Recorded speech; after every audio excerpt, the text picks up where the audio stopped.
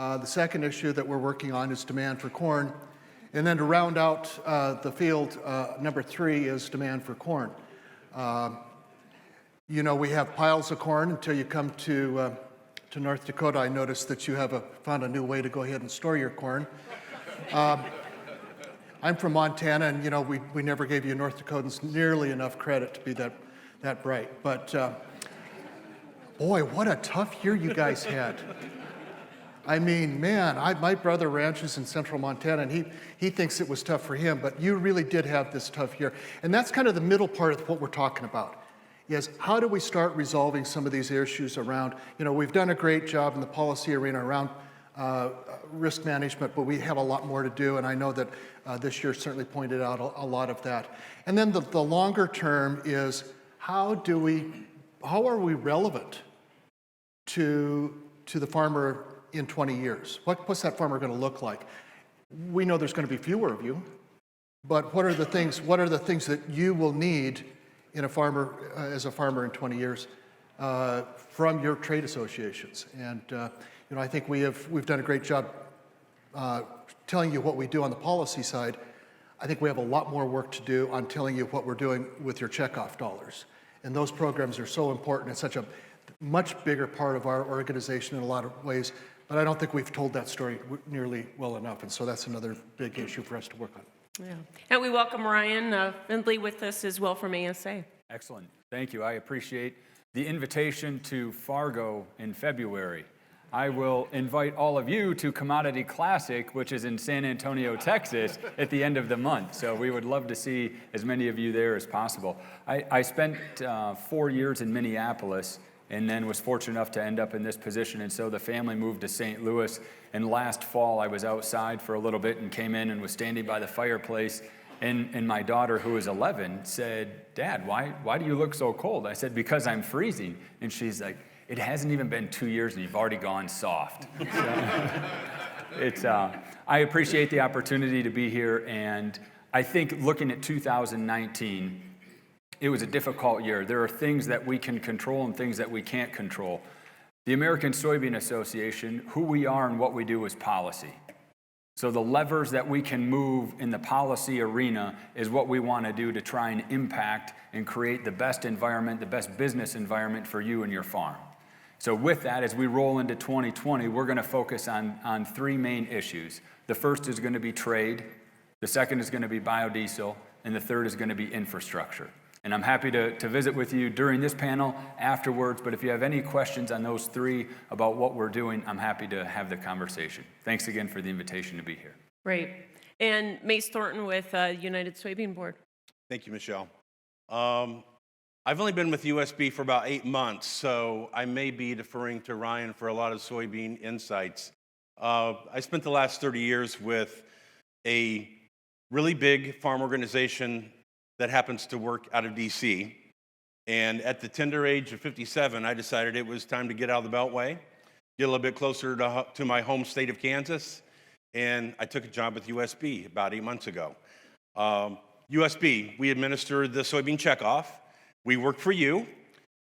We thank you for the support that you give us, and that work entails everything from market development work through organizations like USEC, the U.S. Soybean Export Council, to research on soybean traits and varieties, to work in the sustainability area to help share the message that soybean farming today is good for the environment. Soybeans are a nutritionally perfect food that not only is produced in a sustainable way, but helps nourish the world.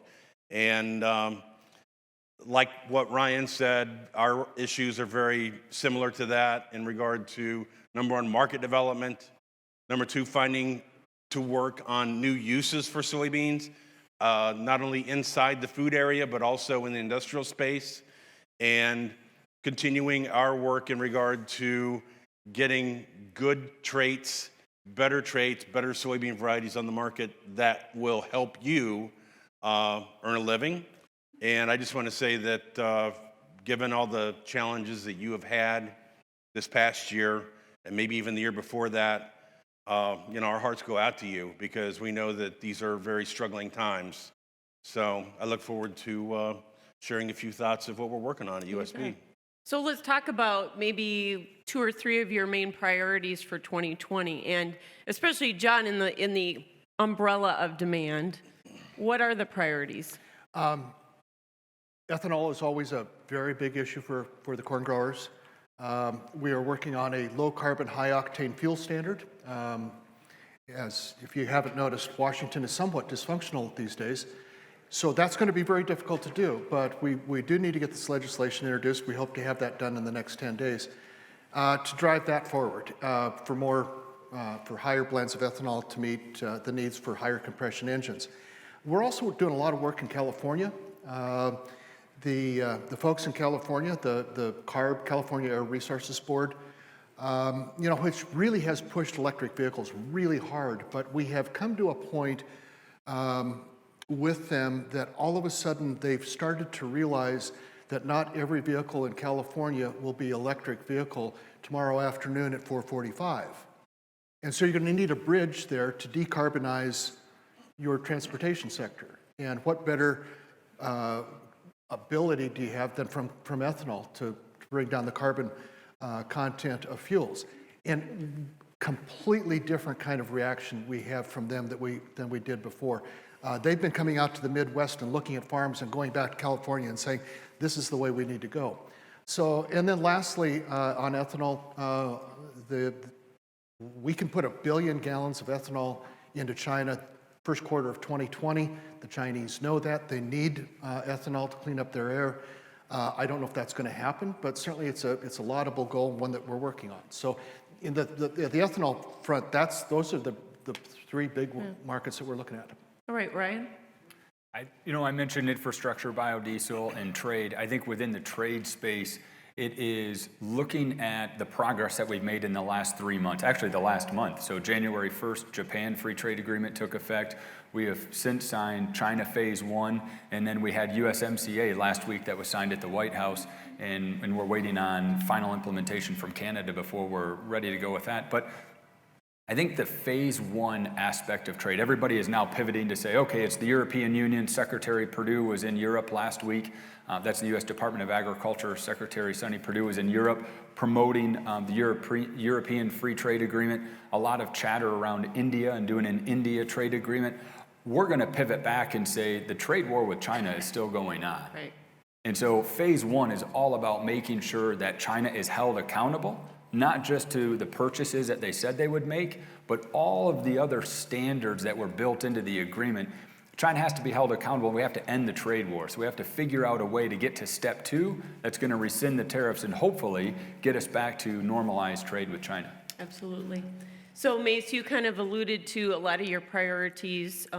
Anything you had to add to that, or? Well, I would say on trade, I'm in a little bit of a unique situation because my communications team at USB also is the communications team for the U.S. Soybean Export Council.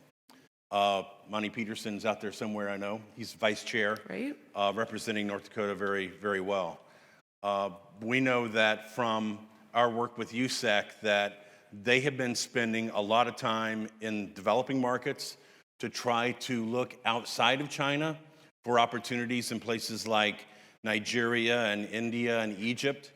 And those kind of farmer trips to those countries help establish the kind of relationships that are needed between buyer and seller.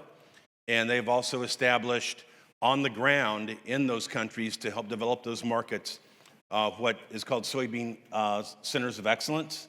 And those are really helping to tell the story of U.S. soybeans in those markets. And so that's the whole trade situation, I think, is one that continues to be interesting. I know you're probably going to ask us about the coronavirus in a little bit. I am. The activities that USEC had planned for February have been suspended because for obvious travel concerns. But we are hopeful that everything gets back on track as soon as possible and that Phase 1 is still on track to go through as planned. Since you brought up the trade missions and the trade efforts of USEC, the ATP funds that came out of the trade aid package really allowed you guys to really ramp up boots on the ground very quickly, did they not? Yes, absolutely.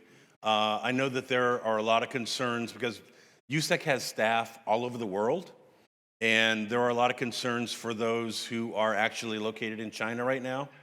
But being able to have those big picture, really visible events on the ground in those countries to really build those relationships, the ATP funding has been very beneficial in doing that this year. Yeah, and we had a lot of those folks that were here in North and South Dakota, so folks yes, here are they've very come here familiar too. with that, so I you think bet. maybe just to play off of that a little bit, from a lobby perspective, we've spent the last Farm Bill, maybe 2 Farm Bills, talking about the importance of doubling market access program and foreign market development. So MAP and FMD type of programs. How do we communicate to Congress that if we see an increase in that, we can utilize those funds appropriately to develop new markets internationally? The ATP funds have allowed us to show Congress, while you haven't doubled those funds, if you did, this is what the result could be. And we're still in the process of implementing all those programs, but I think this is a really big opportunity for agriculture. So let's talk a little bit about China and the Phase 1 agreement, because the markets obviously sold off a little bit in disbelief that we were going to be able to do the enforcement and have them meet the targets that were set in the Phase 1 deal. So, especially now with coronavirus into the mix and the fact that there is a clause in the agreement that says natural disasters, they could renegotiate something there. Are you still hopeful that we'll reach the $36.5 billion first-year target? And not directing that to anyone in particular. I'm You can, going to let Ryan whoever go wants first. to take I want it to hear first. what he has to say. Yeah, thanks. I am. I think that everybody is fixated on the first 2 years. So in the agreement, the China Phase 1 agreement, it says that there's going to be $80 billion of Chinese purchases over the next 2 years. The first year is going to be $36 billion. The high water mark, which we had 3-4 years ago, was $24 billion. So $24 billion to $36 billion is a substantial jump. And if you look at $24 billion to $80 billion over 2 years, that's huge. So everybody is fixated on that, and that will have a really big impact. I won't deny that. But I really think the guts of the agreement are more important to everybody in this room than those initial purchases. Yes, it'd be nice to clear out the inventory and to sell a bunch of beans and corn and ethanol, but I think from our standpoint, some of the provisions in there that talk about biotechnology, China can't sit on a trait for the next 8 to 10 years. They have to average 24 months to make a decision. And that is huge. They've knocked down some of the barriers for pork and for poultry and for beef that allow us to move those protein products to China without having to go through all of these, they're called sanitary and phytosanitary measures. I think that type of stuff within this agreement is really, really important. So yes, the $80 billion, everybody likes talking about that, and the markets did sell off. I will never be able to understand how markets operate. Buy the rumor, sell the fact. Yeah, there you go. There you Yeah. go. So, but I think let's look at the guts of the agreement, and long term that'll be more important to this room. Right. And when we look at the mix, obviously, we didn't get a shopping list. That would be market distorting. And so some people maybe were hopeful of that. That might be another reason why we saw the market sell off, because there was no specific purchases. But obviously, John, you guys, DDGs, ethanol, corn, there's a big market potential there for you. Big market. We've not moved a lot of corn into China over the years.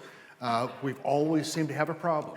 A lot of it, is what was the price when it left the port and what was the price when they got to the port somehow seems to have affected some of those shipments. But we've got to get the trade issue resolved on GMOs.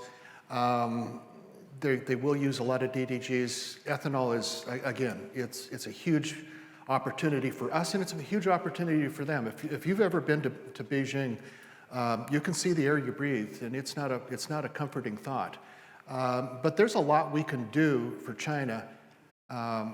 But they have a completely different system than we do, and they have a lot of other issues that they're dealing with that we have to deal with. We're going to have to wait and see what this looks like.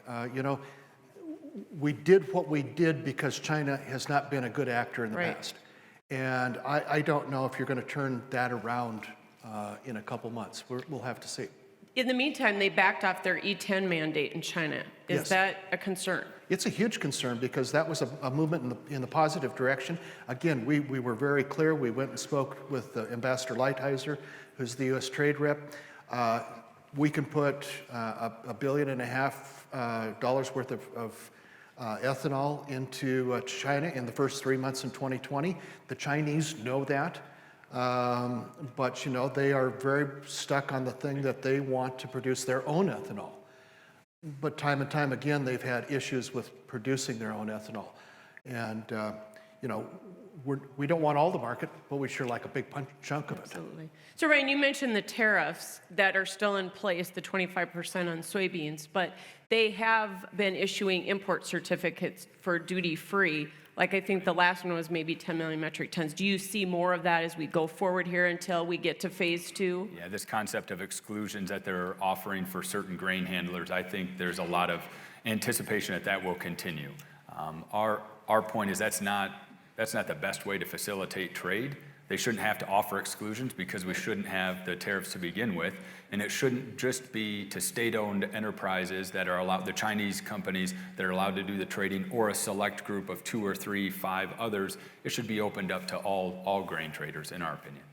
So we do have a question from the audience that kind of dovetails in here about the China tariffs and if it's going to result in the same thing that happened when they had the Russian grain embargo, that we would lose market share, basically.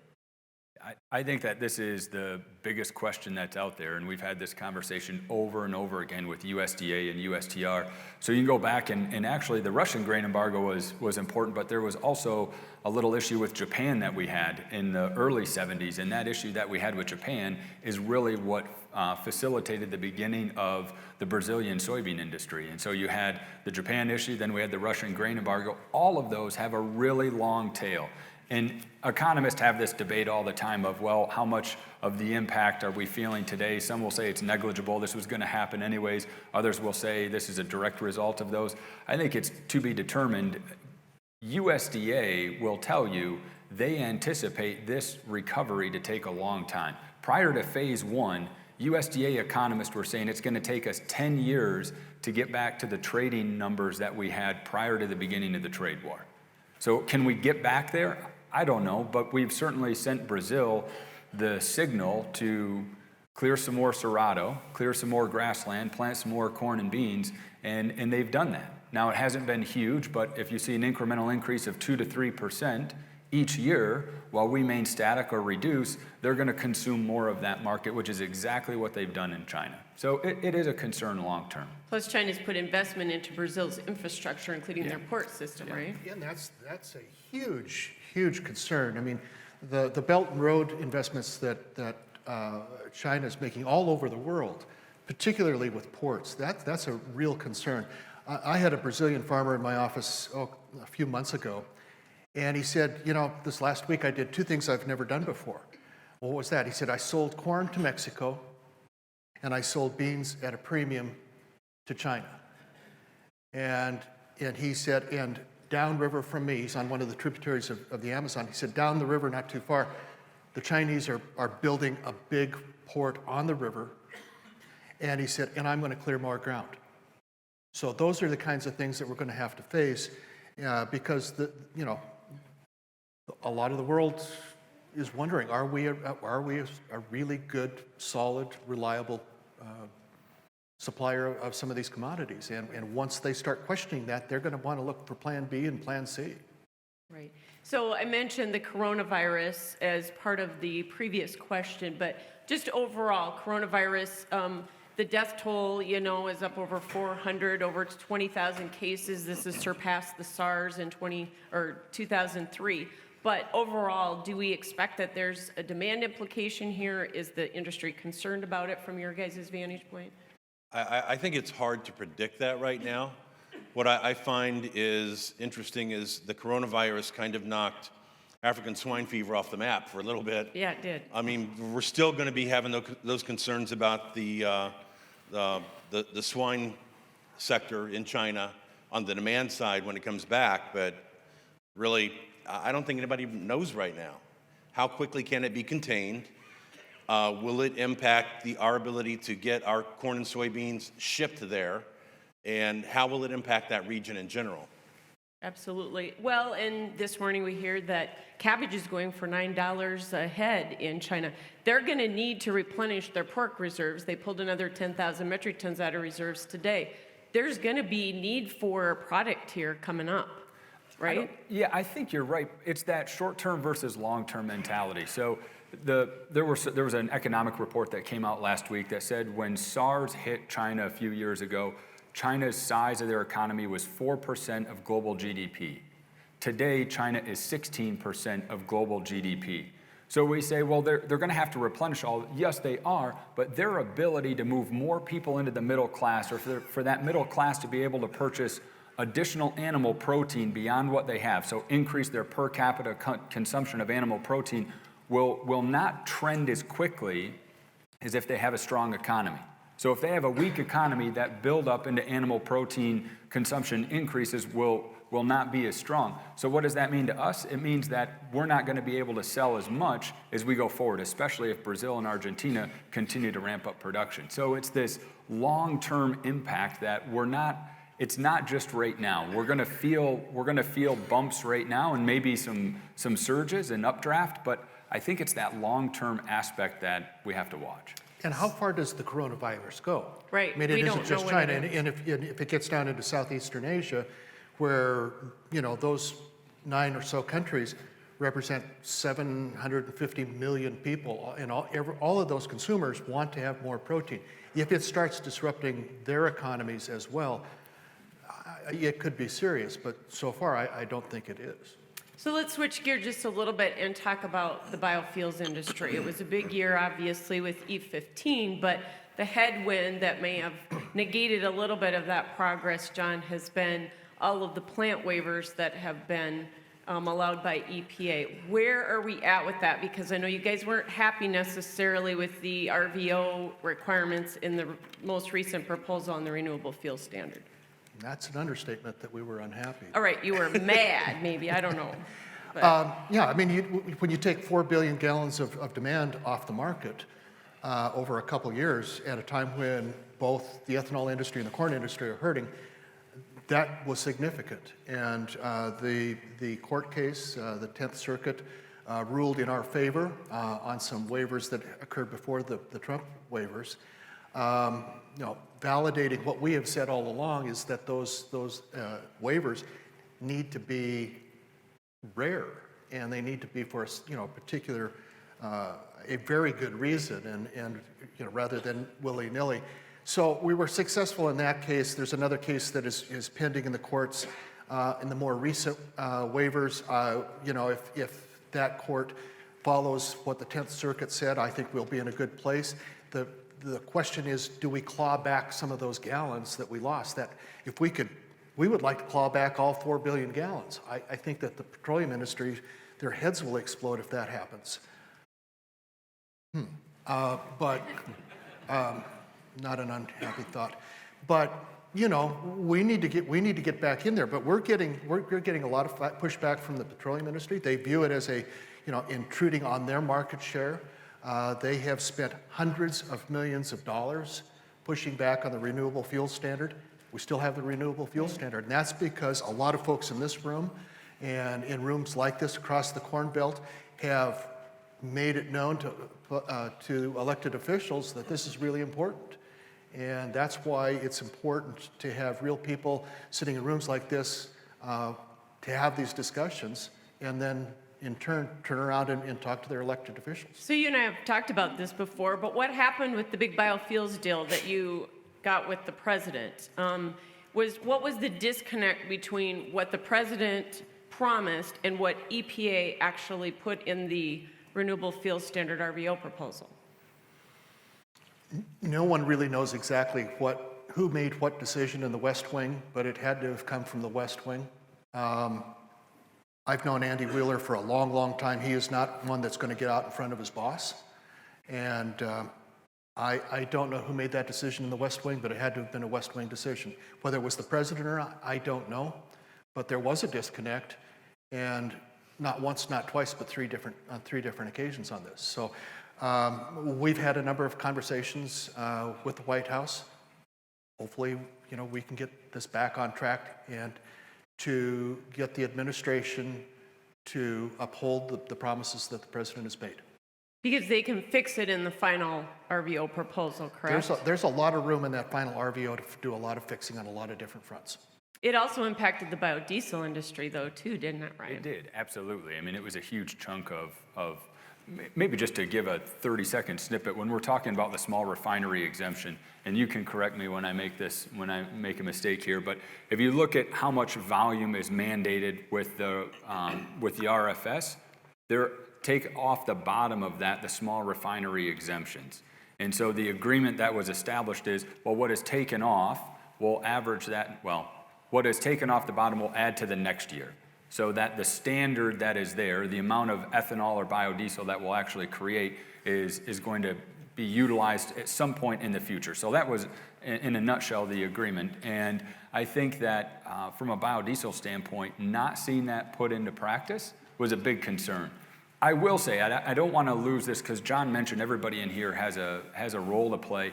And I'm going to say that Chuck Grassley and Senator Ernst from Iowa, and there were several others that played a really important role being champions of both biodiesel and ethanol. And I think that goes to the strength of everybody in this room. Finding champions for what we want to do in Washington, D.C., regardless of the party that's in charge at the White House, having those champions is huge.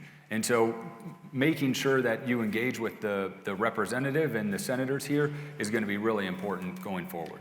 And I might just add, and let's not forget our non-traditional allies, because we have them. And I had a conversation a couple months ago with a woman who was very supportive of the first RFS and the second RFS, and she refers to them as my RFS because she was Speaker of the House both times, and she is again.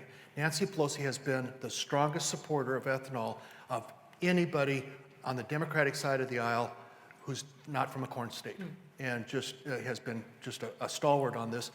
But we need to have more friends, and we need them in a lot of different places. So we have a question from the audience that kind of dovetails nicely into this for you, John. So how are we going to get higher blends of ethanol into the fuel supply with our current infrastructure? We are making the corn growers, the ethanol industry, checkoff dollars are going into infrastructure projects, as well as the current USDA program to help on infrastructure. We've bought a lot of pumps. We've helped pay for a lot of pumps. It is going to take a continued investment, and as pumps are being replaced, we're going to retailers and saying, hey, let us help you, that extra $500 you're going to have to pay for a pump in order to go ahead and have blends up to 85%. And so that you don't have to go ahead and replace that. Everybody can pump 15%, but what happens if we go 25 or 35? We don't want to have to go back and buy all new pumps. A lot of investment in that, a lot more to come. And we are finding that in areas where E15 is sold and you have that infrastructure, if that independent on one corner drops their price 2-3 cents, boy, I tell you what, the outfit on the other corner is going to start asking, what are you doing, and what kind of pump do you have, and oh, by the way, I need to do that too. Mm-hmm. Is there anything else that the organizations are doing to try to increase market share for renewable fuels that you guys wanted to add, or?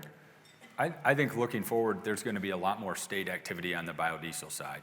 So at the federal level, there's the RFS, there are some tax credits, there are some other things that are going on, but Minnesota has the B20 mandate. Look at Missouri. Missouri has some really interesting legislation that's moving through their state legislature right now. Obviously, the coast, New England area uses a lot of heating oil. Being able to bring biodiesel into that heating oil market is an opportunity to lower the carbon life cycle would be really important. And then California, Oregon, Oregon and Washington are all looking at ways to increase biodiesel demand. So while there's activity at the federal level, that state push, especially here in the heartland, will be really important. And recently, the soybean checkoff, we have had outreach in New York and the New England states in regard to biodiesel for heat. And additionally to that, New York and New Jersey running their entire fleets on biodiesel.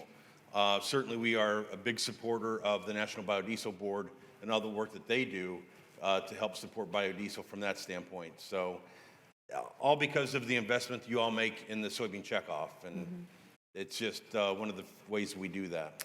We had a question from the audience too about the efficiency of electric cars, since you had brought that up, John.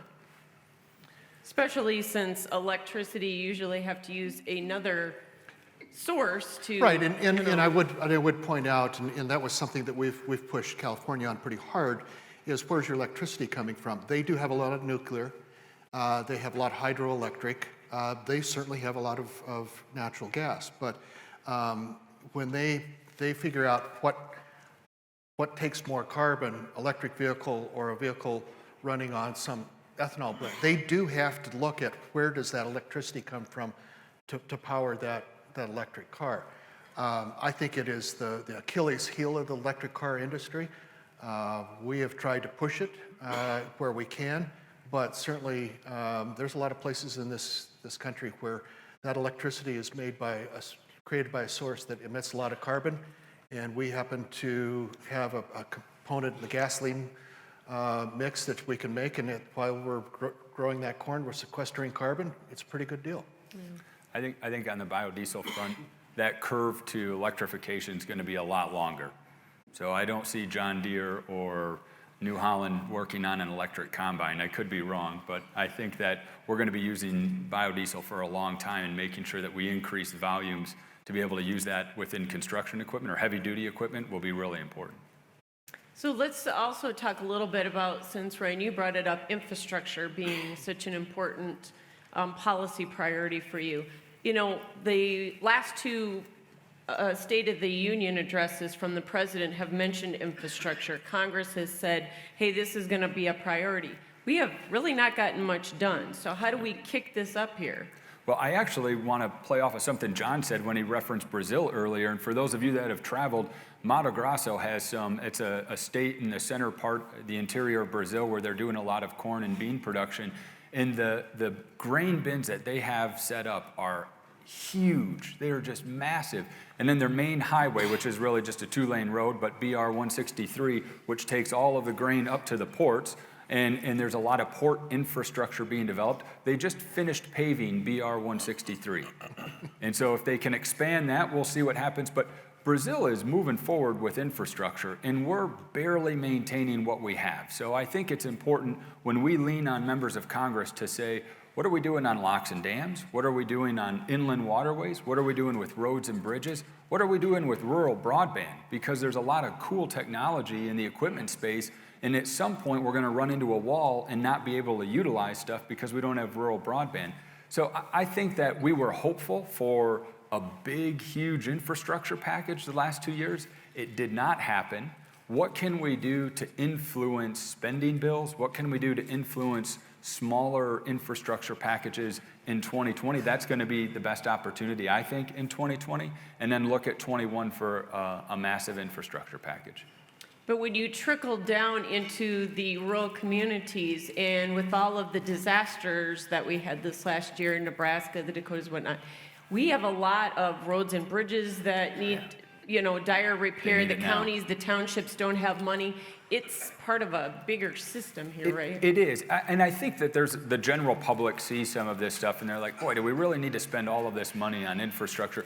The social media images last year really helped members of Congress because their constituents finally understood, oh, wow, that's what the dam does. That's what the levee does. That's the road and bridge that's washed out. Somebody's going to have to pay for that to rebuild it. And how can we do it in a timely manner? That allows us to still move our product, because if we can't do that, then we lose our competitive advantage globally.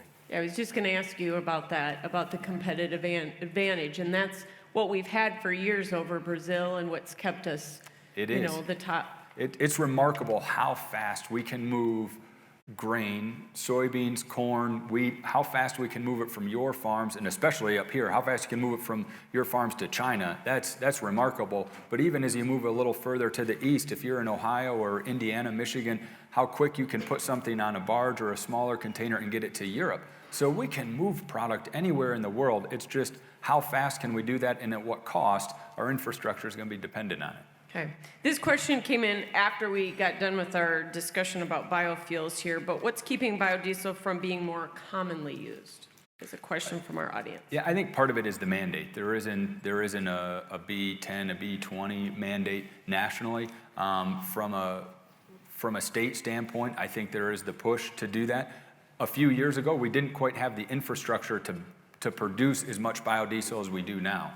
So that has crushed capacity, the ability to produce more biodiesel. Now we're at the point where I think we can see states push to see more demand. John and I were talking as we came in this morning, one of the issues, EPA just said recently, again, glyphosate is safe. We continue to see all of the court cases. Is glyphosate in jeopardy of being taken off the market, and what would the detriment be to the industry? How much of a train wreck would it be, especially up here where we have so much no-till? It'd be horrible. And I want to talk about a memorandum of understanding that we signed a little over a year ago with the Environmental Defense Fund. And you tell farmers that, and they go, God, really? You did what? But I want to tell you about, because we've worked with them, and they believe that the best conservation is on working lands. And they don't just talk the talk, they walk the walk. And we've had a great working relationship with them, and they've done a lot of stuff with us. But I went to their board of directors meeting in New York City back in December, went to dinner with their board that night, and sat next to a very wealthy man who was a big donor and a member of their board of directors. And he said, our farmers, and his big thing was oceans, but he said, our farmers starting to use conservation tillage. And I said, no, they've been doing it for quite a while. And I said, but let me tell you something, if we lose glyphosate, we will set back our sustainability efforts 30 years. And he looked at me askance, and their senior vice president of ecosystems, a guy out of San Francisco, said, John's absolutely right. If farmers lose Roundup, we really will release a lot of carbon into the atmosphere. It will be a horrible mistake, and we need to push back against it. That is from a senior staff person at the Environmental Defense Fund. If we can convince those folks and get them to talk about it, I think we make some movement. Every person in this room is going to say, Roundup's fine. But if we get somebody from San Francisco, senior level Environmental Defense Fund, saying glyphosate is important because we don't want to go backwards in our environmental goals, that's what's going to make a difference. And that's what we're really going to have to push with, is to get those folks to help us push back on this, because this would be a horrible, horrible thing for the industry. Another question here from the audience, in terms of GMO versus organic, is there room for both in the market, and what is NCGA's stance on the issue? We represent conventional farmers, we represent organic farmers. I think we all need to put down our clubs. There's room for both. I think that the Super Bowl ad from our good friends at Anheuser-Busch once again was misleading. That you would have to drink 119 beers a day for a year in order to convert an acre of ground to organic production. If you raise the price that a farmer got for the commodity he was growing and said, well, we'll pay you more if you raise organic, you'll get that conversion. That's there. If people want it, they need to pay for it. I think they will. But I think we need to quit having a war. Farmers are farmers are farmers. There are some issues that we have difference of opinion on, but most things I think we pretty much still the same. Disaster update for this group. Like I said, we got half the corn in North Dakota that's still in the field. It's low test weight, high moisture, and obviously we're getting aflatoxin issues. What are you guys doing, working with the risk management agency? What are they going to be able to do with this corn? We encourage planting soybeans. Good answer, Ryan. As I said, we have no war with the organic corn guys. Well, I think a lot of you know that Martin Barbary is the head of the Risk Management Agency. He is the former president of the National Corn Growers Association. Martin knows about this issue. We have written a letter along with the North Dakota corn growers to Martin about this. We've had a couple conversations with his senior staff. We are hoping that there will be some proposal coming forth from the agency soon to deal with these issues, because it isn't one issue, it isn't two issues, it's at least three, and hopefully doesn't get to four. But that's what crop insurance is there for, is to help through those times of utter disaster, and this is one of them. And you'll be happy to know that your friends at the North Dakota Soybean Growers Association last night passed that along to a couple of USDA officials at their meeting. So Thank you. Yeah. I will say that on this disaster, and there's a lot of conversations and policy conversations that happen in Washington, D.C. I'll give you an example that FSA reached out to the American Soybean Association and said, hey, do you have any ideas and concepts of how we can address some of the disaster, how we would implement a disaster package? And it was regarding legislation that had recently passed. And so we reached out to the state affiliates and talked to North Dakota Soybean Association and said, hey, do you have recommendations or examples on the farm of people that are getting hit with a quality loss? What does that look like, and how could you resolve it? So if you are getting hit with negative experiences from natural disaster, the importance to be able to share that with your association on, I imagine, both the corn and the soy side is really helpful in educating our friends in Washington, D.C. of this is a picture, this is what we're going through, this is the financial impact, and oh, by the way, here's an idea of how we think you could solve it. That really does make its way into USDA. So when we talk about crop insurance, PP payments this last year were big. MFP payments, now we've heard farmers are going to get the last third of the payment here now by the end of the week. We're not going to get those in 2020, Secretary Perdue says. How important has all that been to keeping the boat afloat here? I've talked to a lot of growers that said it made the difference between whether they really wanted to go in and talk to their banker or not. You know, I think for some folks it's been existential. Very, very important. I think there's no question we'd rather have trade with China. Absolutely. And I hope everybody here would rather have trade. That's what's going to solve this long term. Being able to justify these bridge payments is going to get really, really difficult really quick. And there's already been a lot of finger pointing in Congress. So we're going to have to navigate those waters. I don't think there's any question that it's been extremely helpful for those that have received it. Yeah, I don't talk to a farmer out there that doesn't say I'd rather have trade than aid. So you speak well about that. So we've got just a few minutes left. Look ahead. You talked a little bit about this, what the farmer looks like in the next several years, what farming looks like in the next several years. What do you see for agriculture? What's your vision, and how do the organizations you represent fit into that, help farmers with that transition? Let me go first, since Please go first. right now it's going to By the way, all three of us are Farm Bureau alumni, so we give one another a hard time all the time. Actually, I'm surprised that you guys didn't give each other a harder time. I was kind of waiting for that, or hoping. I was too. recovering Farm Bureau alumni.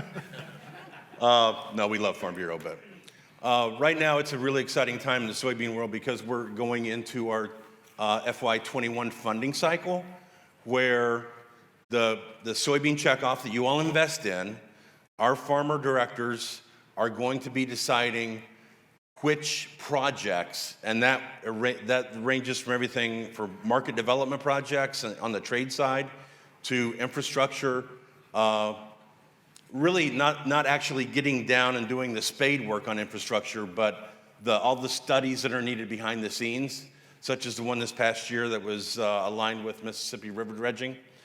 And in all, I think right now I have about 600 some projects on my desk that have been forwarded from our allies across the ag sector, at universities, and elsewhere, that are proposing initiatives to help make the soybean sector better. And from that amount, that will be winnowed down to probably, after our farmer directors make their decisions in July, there will probably be in the range of about 150 different projects that are going to be funded from this year's checkoff, probably in the range of $70 to $80 million in total. And that is all about making the soybean sector better, making your lives better as producers, increasing the marketing capability, increasing the quality of the soybeans that we're growing, and it cuts across the board. Being able to continue that on an ongoing basis and funding that kind of inner-driven improvement is, I think, what the U.S. soybean checkoff in USB is all about. Ryan or John, you want to? I think Any that was a follow-up? great, I think that was a really good comment, and I'm happy to have some dialogue after this. Yeah, and we should mention that we do have a speakers pavilion that will be down on the trade show floor in the white tent. And so if you have questions for any of these guys that you want to visit with them about, you can certainly do that as the day goes on. I'm there. I get them first because they have to do interviews with me right now. But after that, I'm sure they'll be free and happy to talk with you a little bit about anything that you want to discuss. How about a round of applause for these guys today? So thank you so much. Well, and let's have a round of applause for Michelle, too. It's always interesting. For me, I've been in broadcasting all of 15 years, and it's always interesting for me to discover that I'm still an amateur, and working with a professional, that's how you find out. And you'll be able to see that for yourself at 1 o'clock when we're back here, and I'm going to fumble through a panel. And by the way, some of the questions you talked about here today, you'll have some experts on the other side or in the administration part of the government that can talk to those from the RMA, from the FSA, and so there'll be a great tie-in between the two. But again, thank you all, and thanks, Michelle.